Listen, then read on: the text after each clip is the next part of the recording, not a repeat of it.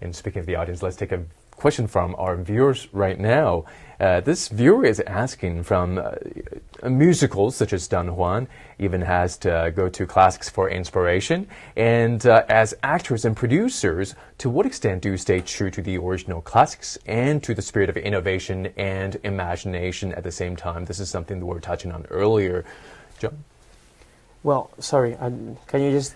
So the question is, when music, because Don Juan is obviously an adaptation of an original classic, and so when we're doing adaptations, to what extent do you stay true to the classic, and to what extent do you innovate? Well, that's a good question, and I think it's also that's a powerful thought generating from the mind of the composer at that moment. I do believe that for example, Notre Dame de Paris will last forever because the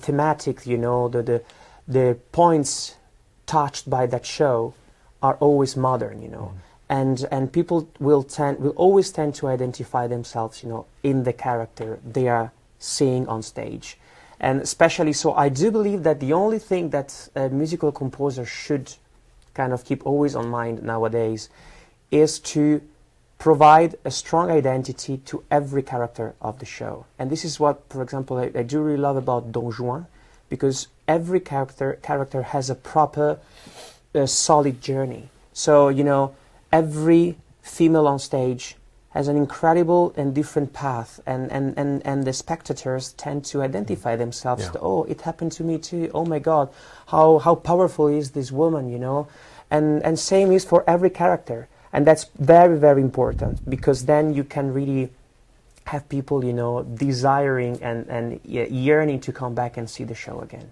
Well, it's a very well-rounded character, all of the characters in the show. And what about for you, Laurent? Yeah, always the same question is classical are great. The most of the French musical are inspired by classical characters, or so. You talk about Notre Dame de Paris, that's true. What created the longevity of this show is also the arrangement of the music.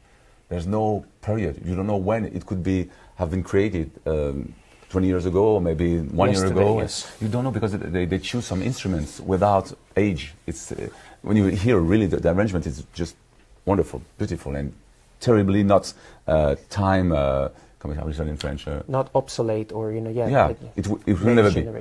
And for Mozart, another example, I think that the composer and author say, okay, if Mozart were born now, what kind of music he would do? So that's why they don't want to follow the classical way. They try to find a Mozart who could born maybe 20 years ago, 30 years ago, and if he was born there at this time, he would become a rock star. He would create rock songs, and so they mixed both, and we have this version of Mozart. So, voilà, that's my way of vision. You have to evolving.